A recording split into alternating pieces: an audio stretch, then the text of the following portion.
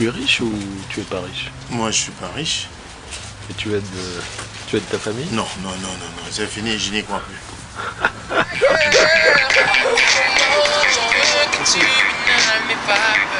Tu fais quoi? Tu fais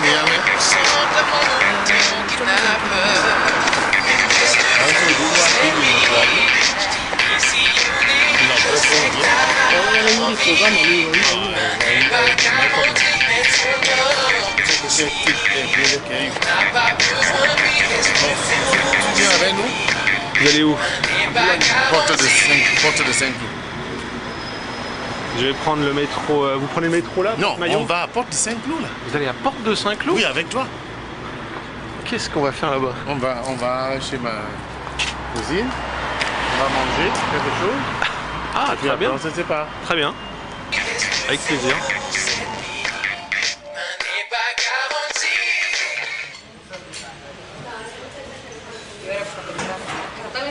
Donc bonjour Simon. Non, bonjour. Ah oui, bonjour. Monsieur Mougnol. Ouais, on va dire ça comme ça. Ouais. Ouais. Alors, bonjour Monsieur Mougnol. Bonjour. Vous m'avez dit, j'ai écrit ce roman qui porte le titre Cette soirée que la pluie avait rendue silencieuse. Après le 11 septembre, à l'intérieur de cette histoire, il y a une femme qui s'écroule avec grand fracas. Et le personnage central se croit brutalement au cœur d'un attentat. Est-ce que c'est une réminiscence de cet événement, des attentats ou pas? Non, c'est tout simplement pour signaler que ce genre d'événement arrive à une échelle moindre. Il y a un bruit qui rappelle les attentats. C'est ma façon de me rappeler que je dois avoir comme figure, comme point focal le 11 septembre. D'accord, et c'est la seule mention qui en est faite. Alors est-ce que c'est une manière d'évacuer le sujet ou de rappeler qu'il y a des gens en fait qui vont contourner cette femme et puis s'éloigner d'elle sans faire attention? Oui, je pense que c'est pas seulement cette femme qu'on va contourner, c'est les humains qui ne réfléchissent pas assez aux vrais problèmes posés par le 11 septembre. Et c'est ce problème posé par le 11 septembre que j'essaie d'aborder, aborder dans le roman, à savoir les cultures qui doivent se conjuguer, qui doivent se connaître, qui doivent s'interpénétrer, plutôt que de se mettre dedans. D'accord. Alors, vous m'avez dit avoir écrit ce texte en un mois, en fait, c'est pas tout à fait ça. C'est l'histoire qui se déroule en un mois. C'est l'histoire qui se déroule en un mois, comme vous pouvez l'avoir remarqué, mais je ne l'ai pas écrit en un mois. D'accord. Donc, mais à l'époque, autour des événements du 11 septembre, est-ce que vous saviez que à l'époque, la banque dans laquelle travaillait le grand-père Bush avait été saisie en novembre 1942 par le président Roosevelt? Ou est-ce qu'on l'apprend dans votre roman? Non, je ne vais pas parler de ces choses pour la simple raison que je voudrais aborder les questions que tout le monde voit et entend. Mais je savais quelque part que certains Américains étaient en affaire avec l'Allemagne nazie, qu'ils arrosaient des intérêts, qu'ils gagnaient des marchés ou des entreprises qu'ils avaient développées en Allemagne, et c'est cet argent, entre autres, qui avait permis à l'Allemagne nazie de bien se construire comme une armée puissante. Et donc, jusqu'en 1942, beaucoup de sociétés, Rockefeller et bien d'autres, sont en rapport avec l'Allemagne nazie, et c'est des choses dont on ne parle pas souvent, mais je ne voulais pas aborder les questions dans ce sens. Et c'est vrai qu'on n'en parle pas beaucoup, mais en fait c'est tout à fait normal, dans le sens où ces familles avaient des intérêts en Allemagne, les Rockefeller étant eux-mêmes d'origine allemande, etc.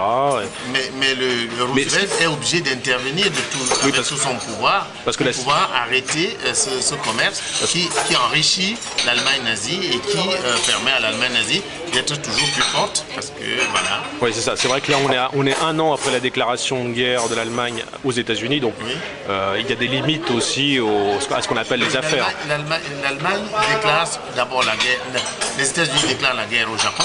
Et l'Allemagne se sent visée parce que l'Allemagne a un rapport au Japon, et il dit si quelqu'un s'en prend au Japon, il s'en prend à moi. L'Allemagne donc va savoir qu'elle est en guerre avec les Américains. Et Roosevelt va justement, en 1942, quand il va mettre fin à ce genre de commerce qu'il y avait avec les entreprises qui enrichissent l'Allemagne nazie, il va prétendre que les Américains ne peuvent pas être en affaire avec un pays qui est en guerre contre les États-Unis. C'est le mot d'ordre du texte de Roosevelt. Oui. Mais moi, je ne veux pas parler de ce genre de questions dans le livre. Je veux surtout parler des collusions. Oui, mais tu parles du savoir. Vous parlez d'un Africain en fait qui va venir en Europe pour prendre connaissance un peu du savoir européen pour en faire bénéficier sa fratrie africaine. Donc voilà, c'est pour ça qu'on parle un petit peu de ça et que je me permets de... Oui, mais j'entends bien, oui. Alors, donc c'est ce qu'on disait, le personnage central vient étudier en Europe et se demande un petit peu ce que c'est que ce savoir occidental. Alors, est-ce qu'il, bien qu'il soit jeune, effectivement, que ce soit un étudiant d'une vingtaine d'années, est-ce qu'il ne sait pas lui-même naturellement que le savoir est le produit de l'exposition aux dangers? N'y a-t-il pas des dangers spécifiques et récurrents en Afrique? Oui. Donc, alors, il y a deux questions dans une là. Oui. Le savoir, moi je pense que le savoir est un instrument qui nous permet d'éviter les dangers. Quand on sait, on évite les dangers. Et quand on ne sait pas, on se surprend devant un danger. Donc on apprend à savoir pour pouvoir être à même de se mettre à l'abri des dangers. Ça, donc il y a deux types de savoir, deux types de dangers en Afrique et en Europe qui ne sont pas les mêmes, donc deux types de savoir, on va dire. Non. D'abord, le monde occidental est le monde qui domine. Le système occidental domine le monde. Donc il faut bien comprendre le système occidental pour pouvoir amener ses frères à avoir ce savoir-là pour éviter les dangers du nouveau monde imposé par l'Occident. Donc il va savoir pour ça, et il faut savoir aussi que il y a des événements, il y a des contextes qu'on a en Afrique, des contextes même humains qu'on a en Afrique, qu'on n'a pas en Europe, et des concepts humains, sociaux qu'on a en Europe, qu'on n'a pas en Afrique. Alors, ce qui l'intéresse, ce jeune homme, c'est de venir, puisqu'il a une certaine connaissance des contextes africains, de venir ajouter à cette connaissance des contextes européens. D'accord.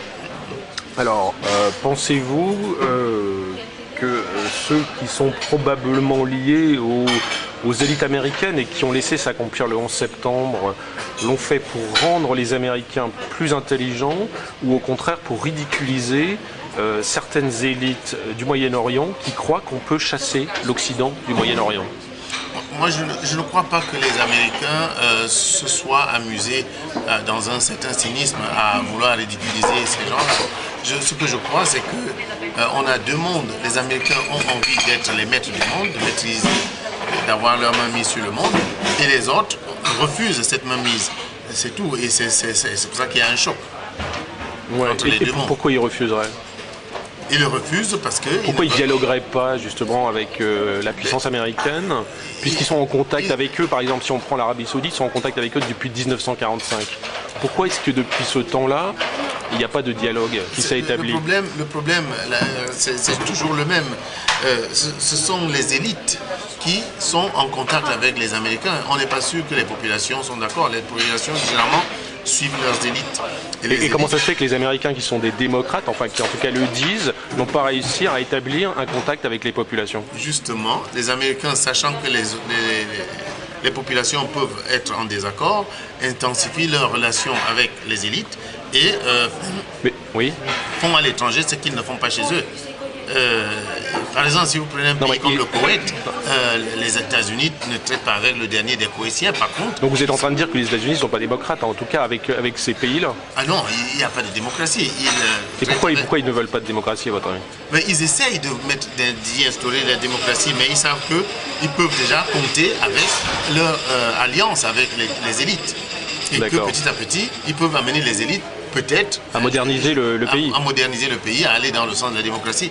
Moi, je leur prête de bonnes intentions, mais je pense qu'ils se contentent bien du rapport aux élites, parce que ce rapport aux élites peut avoir des retombées, même financières, alors que la démocratie et ses vœux pieux ne feraient pas beaucoup de retombées dans les poches. D'accord. Alors, est-ce que vous, en Afrique, ça vous arrive de ridiculiser vos ennemis en leur faisant porter la responsabilité d'attaques stupides contre vos biens? À la guerre comme à la guerre, les gens font ce qu'ils peuvent. Mais moi, dans le roman, je ne réfléchis pas à cet aspect des choses. Je voudrais m'en tenir à ce que les gens voient et entendent. Il y a un attentat, pour moi, ça pose un problème de rapport entre des cultures. Or, mon grand-père, le grand-père du héros, lui avait fait comprendre que les humains sont dans une même pirogue. D'accord. Et ça, les gens qui se mettent à faire ce qui s'est passé le 11 septembre, et les uns et les autres, ignorent cette vérité à laquelle croyait le grand-père du héros, Dieu comme père. Non, on va faire.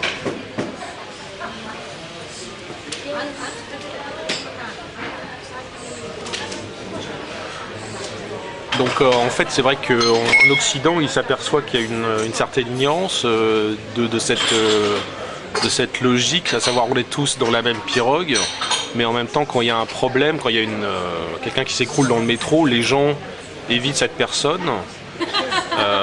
Et donc apparemment ils ne sont pas dans la même pirogue, ils sont dans des mondes cloisonnés. Oui, il faut savoir que pour moi c'est une image. Cette femme qui tombe dans le métro, c'est d'abord une image pour montrer que le problème du 11 septembre va être contourné par les gens, même s'ils ne font qu'ils vont en parler pendant des années, ils vont le contourner parce que le vrai problème, c'est la confrontation des cultures. Personne ne l'aborde comme ça pour essayer de trouver une solution à ce déficit de confrontation des cultures noblement. Et ça, c'est déjà ce qui m'intéresse dans le roman. Et par ailleurs, en Occident, on parle bien de culture, on parle bien de collectivisation des relations humaines, de société, mais les gens sont très individuels. Chacun vit dans son coin, chacun essaie de tirer, disons, comme on dit d'habitude, chacun de tirer la couverture de son côté. Et donc, quand vous tombez dans le métro, personne ne vous regarde. Puisque chacun court vers là où il va, essayer de glapier quelques sous, et s'il se met à passer du temps. D'ailleurs, cela porte malheur à ce jeune Africain qui va essayer de s'arrêter et il va perdre une journée. Et c'était une journée très importante pour lui puisqu'il se rendait à un examen de fin d'année. D'accord. Oui, c'est à toute occasion d'ailleurs qu'il rencontre une jeune femme policière, commissaire, qui s'appelle Annie, donc qui le comprend, qui va aider à le libérer du commissariat. Oui. Et par contre là, votre personnage va être confronté à un nouveau savoir qui est celui d'une femme occidentale, et on va parler de ça.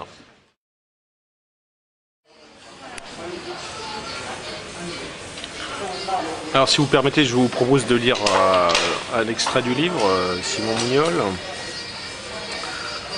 Alors en fait ça se passe après sa rencontre avec cette jeune femme française. Puisqu'en fait, après l'avoir rencontré, il est un petit peu perturbé. Qu'est-ce qui lui arrive en fait? Mais vous savez, ce garçon veut devenir prêtre. Donc, il n'a pas à avoir des relations de ce genre avec les femmes. Et c'est la première fois qu'il connaît une rencontre de cet ordre. Il va tout simplement lutter contre lui-même pour l'éviter ou pour éviter la femme ou pour éviter ce genre de relation et l'élan amoureux est plus fort. C'est pour cela qu'il ira au bout. Ah oui, et il pense arrêter ses études en fait. Oui, quand il va découvrir l'amour physique, il est complètement perdu, il devient fou pratiquement. Et pourquoi il ne veut pas combiner les deux en fait? Pourquoi il ne pense pas que c'est complémentaire? Mais il vient de découvrir quelque chose dont on ne lui avait jamais parlé. Il ne savait pas qu'il y avait quelque chose d'aussi merveilleux au monde. Et donc il va vouloir, il se dira, mais tous mes maîtres m'ont menti. Jusque-là, et ces maîtres, dans ces maîtres, il faut inclure les maîtres africains, puisqu'il avait des gens chez lui qui lui parlaient de la tradition, les maîtres africains et occidentaux qu'il a au séminaire. Dans la tradition africaine, il n'y a pas de rapport avec les femmes? Non, ses parents en Afrique l'avaient déjà destiné au sacerdoce parce que son grand-père voulait absolument qu'il pénètre la religion chrétienne jusqu'au bout afin de savoir ce qu'il y a au fond de cette religion. D'accord, c'est un projet professionnel ou c'est un projet... C'est un projet stratégique plutôt, ouais, de la part de son grand-père. D'accord, il veut comprendre le monde occidental avec sa religion, parce que le grand-père pense qu'on ne dissocie pas un monde d'une religion, et chaque monde a sa religion, et il dit, vas-y, tu connaîtras ce monde et sa religion, et tu dois la connaître, tu dois t'initier à cette religion jusqu'au bout.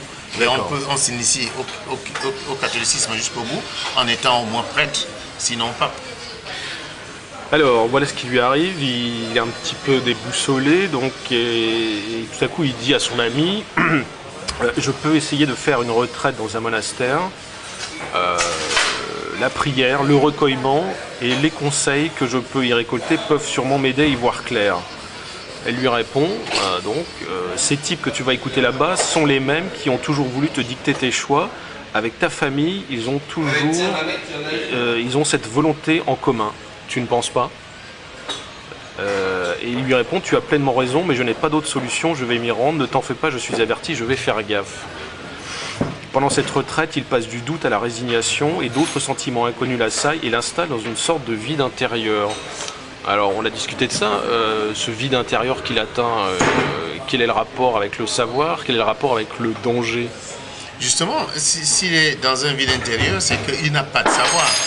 Et lui, il est habitué à compter avec le savoir pour pouvoir avancer, pour pouvoir éviter peut-être les dangers. D'ailleurs, il a un tel désir de savoir qu'il se jette, il a assouvi son désir sans penser au danger, parce qu'il sait qu'une fois qu'il aura obtenu de la connaissance, il pourra éviter les dangers qui jonchent son chemin. Mais là, il se retrouve dans une sorte de carrefour où il ne sait quoi faire, il ne sait pas s'il faut aller à gauche ou à droite, il ne sait pas ce qu'il peut faire. Donc il est dans une sorte de vide, de no man's land, il ne sait pas il ne maîtrise rien. Et ça, c'est justement l'absence de savoir, donc l'absence l'ignorance des dangers possibles. Un danger peut survenir et il peut y passer, et donc c'est à cela qu'il pense.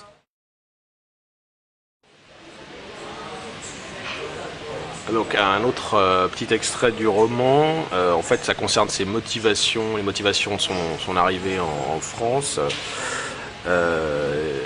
Disons d'un mot qu'il obéit au chant des sirènes afin de percer le secret des conquêtes du peuple qui l'emporta sur sa fratrie. Conscient de son rôle, gagné à ses idées, il s'envola pour la France et à son arrivée, parce qu'il se cherchait un logement dans Paris ou sa proche région, il eut le bonheur d'en obtenir un à Charenton.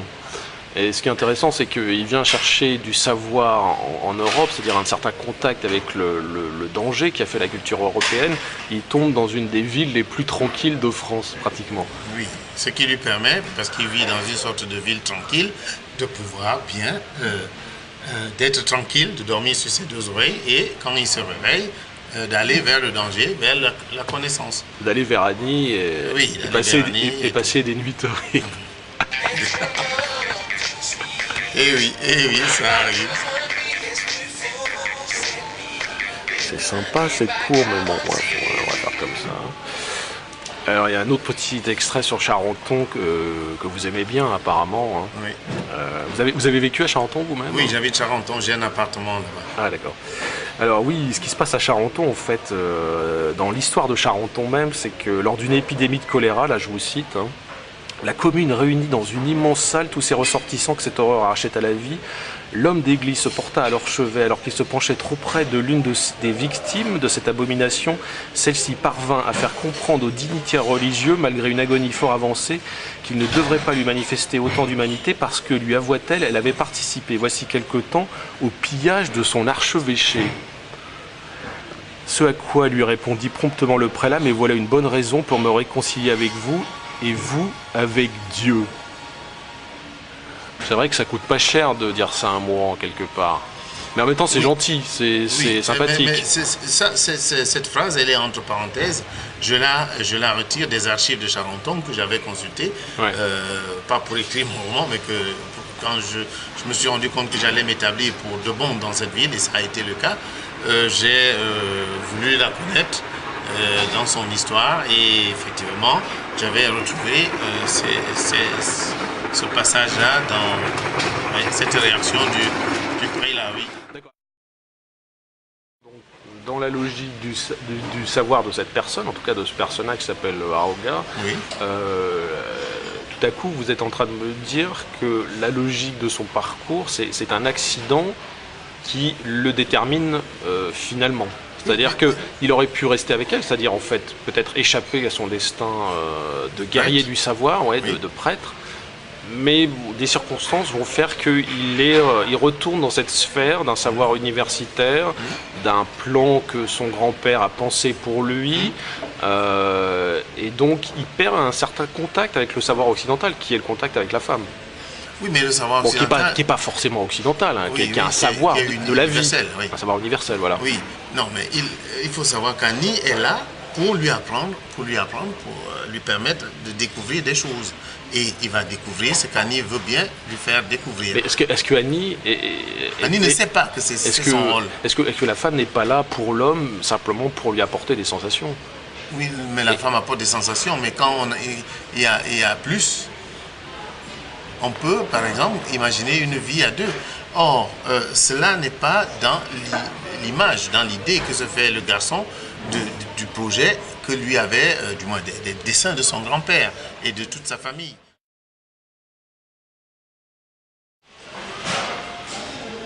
Dans toutes les sociétés qui ont existé, il y a certaines familles qui se prédestinent à faire partie des élites, et c'est un petit peu en fait la chose à laquelle pense le grand-père d'Aroga quand il envoie son petit-fils en France, n'est-ce pas? Oui.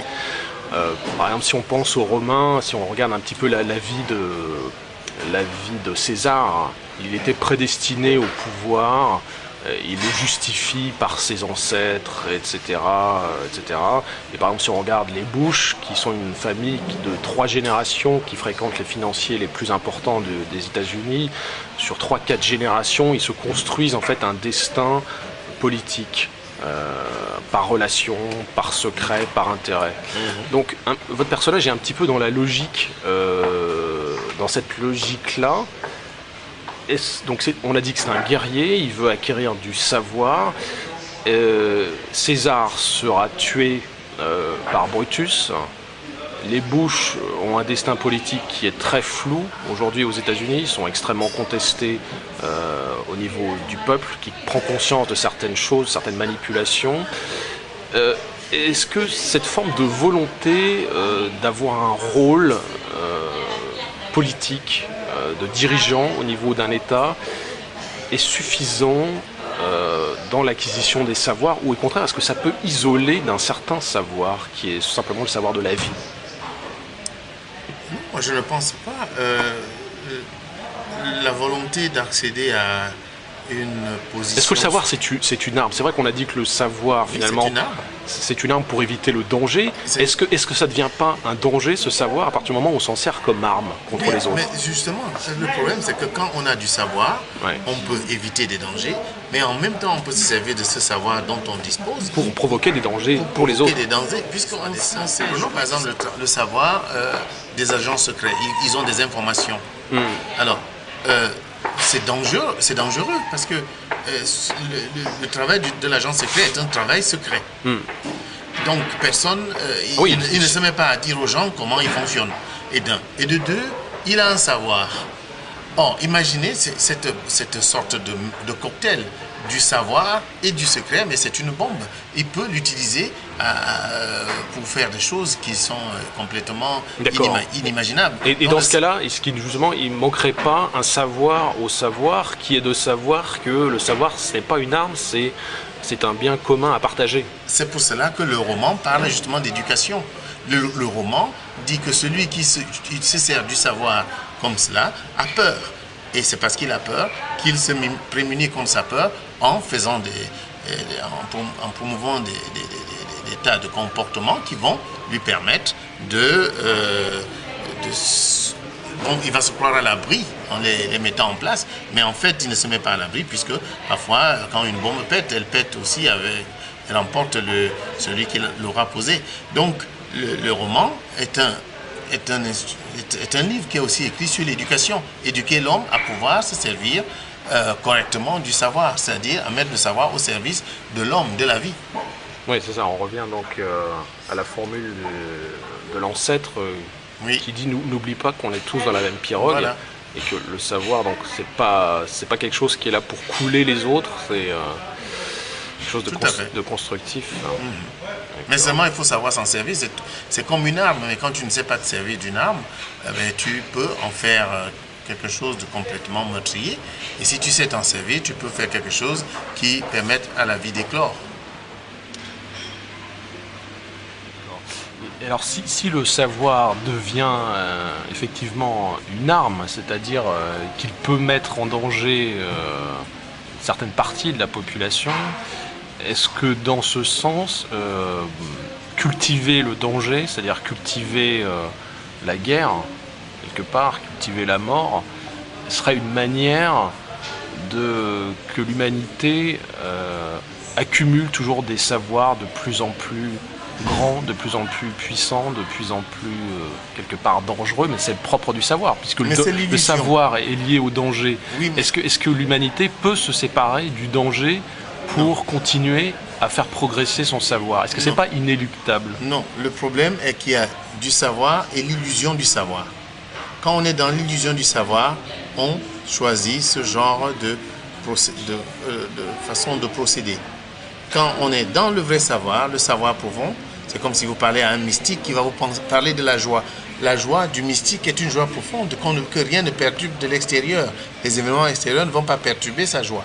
Alors que quand vous êtes quelqu'un de superficiel, si vous êtes joyeux, il suffit que le soleil cesse de briller pour que vous deveniez triste. On connaît ça avec le romantisme.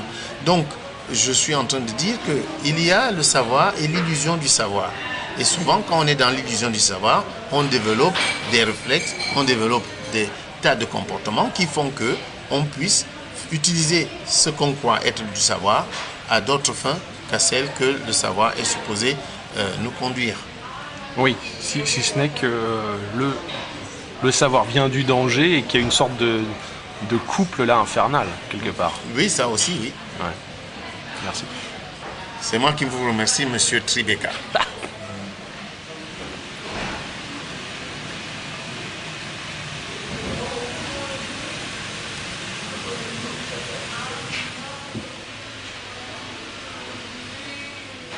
C'est bon? Oui, on a presque fini. Toi, fais-les.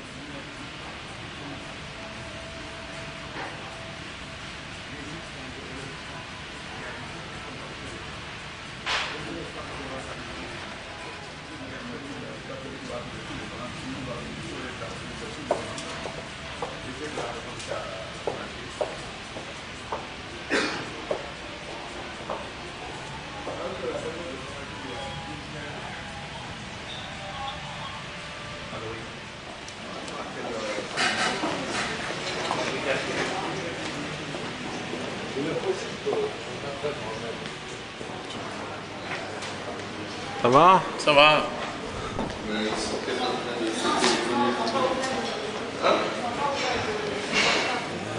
Ça sert à rien, mais j'ai laissé le message, il ne peut pas m'appeler. Pourquoi il ne peut pas t'appeler? Mais le temps, il m'a commencé il m'a cherché.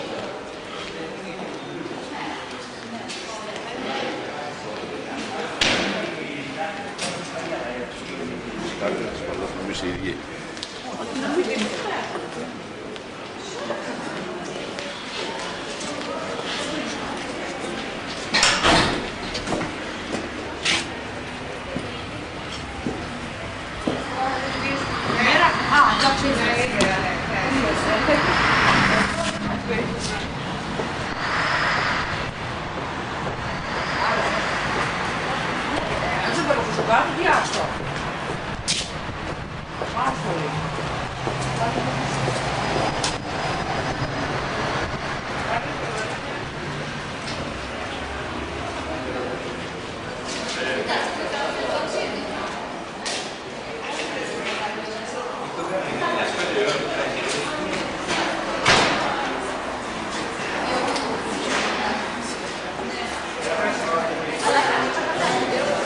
On attend ton ami.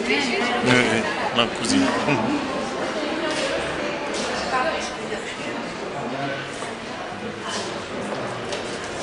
Bah, on peut peut-être faire notre truc là en attendant. Juste à l'extérieur. Allons-y.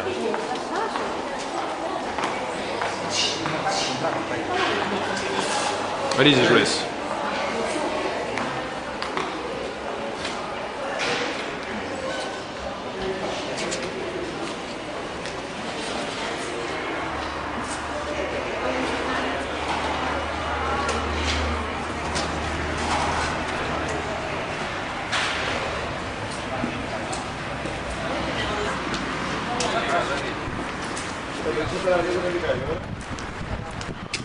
Donc là, on fait comme si c'était le début. On regarde juste ton visage.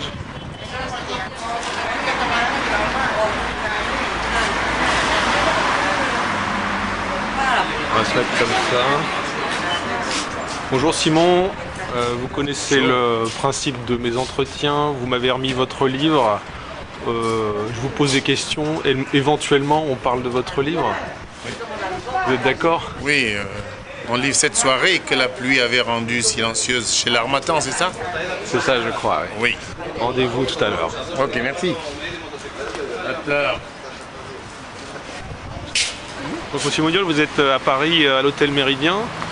Oui, au Méridien, comment ça, rue... Ah, ça je ne sais pas. ça s'appelle le rue Boulevard Saint-Cyr-Bourguignon. C'est là. Bourguignon, oui. C'est près de cette grande tour là. Ah oui.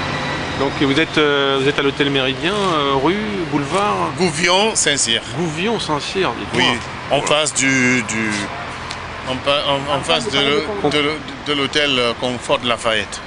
Conforte Lafayette. Concorde Lafayette. En face de l'hôtel au Méridien et vous repartez en Allemagne là tout de suite? Oui, je vis en Allemagne et je suis descendu dans cet hôtel. Voyez, beau panorama, on est en face du Concorde Lafayette. Voilà. Oui, l'hôtel Méridien, oui. Rue Gouvion, Saint-Cyr. Merci pour le commerce. Ma casquette, non? Très bien la casquette. Oui, d'accord.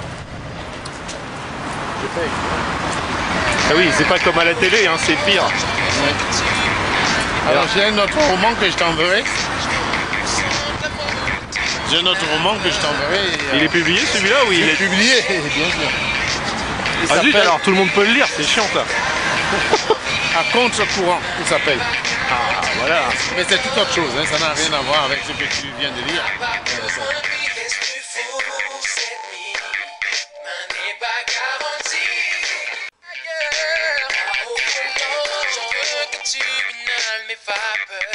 Posez sagement, on sent l'amour de ton kidnappeur.